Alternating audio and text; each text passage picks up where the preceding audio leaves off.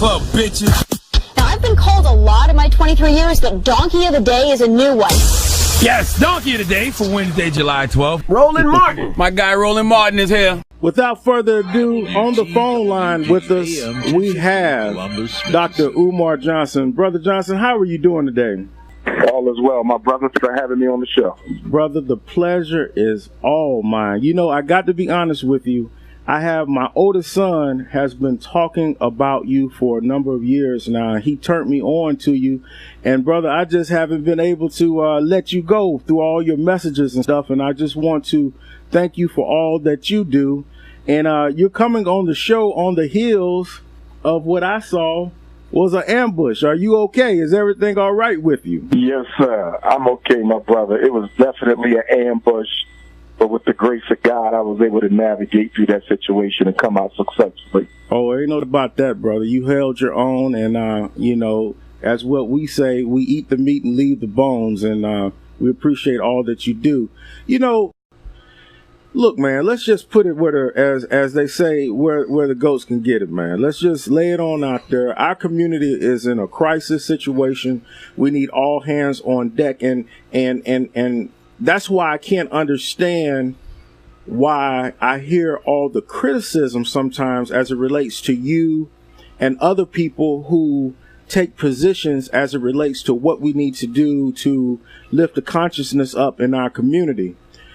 The question that I'm asking, what do we need to do, Brother Johnson, to build a better community? Because right now we don't even have a community. We have neighborhoods. I mean, this is just a place of existence. What do we have to do to break those chains, in your opinion, Dr. Umar? The first thing we have to do, the very first thing, is we have to separate those who are serious and sincere from those who are simple-minded. How do we do that? Because, you know, it's just like, for instance, my brother uses the analogy when the Titanic hit the iceberg, and people so you're supposed to be plugging the holes in the ship, but we got brothers and sisters, instead of plugging the holes, they're knocking more holes in the bottom of the ship. So how do we separate them? I think what we all have to do is we have to exercise our own responsibility within our social network and our family networks and our professional networks, and determine, based on our own experience with the people we know, who we believe to be serious and sincere. And we need to start bringing those people together on the local level, the regional level, the state level, the national level, so we can begin to organize, because there's something that has to be admitted. As painful as it is, I think we have more black people in America who are loyal to the status quo and the establishment, as you saw during the Roland Martin interview. A lot of our people think like that. That sister was not just representing herself. Her line of thought is representative of a lot of black women.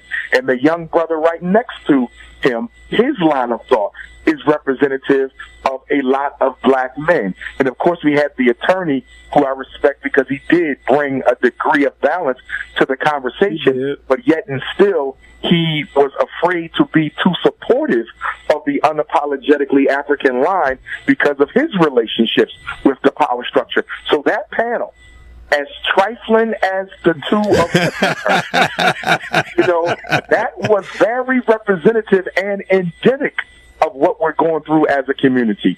So we have more black people who will be against us, brothers, and that's why we have to do a very good job, a very keen job of making sure we're bringing the right people into this struggle. In other words, I believe we have to have a civil war in the black community, not a physical one necessarily, but a mental, a psychological, a cultural, a social, a financial civil war.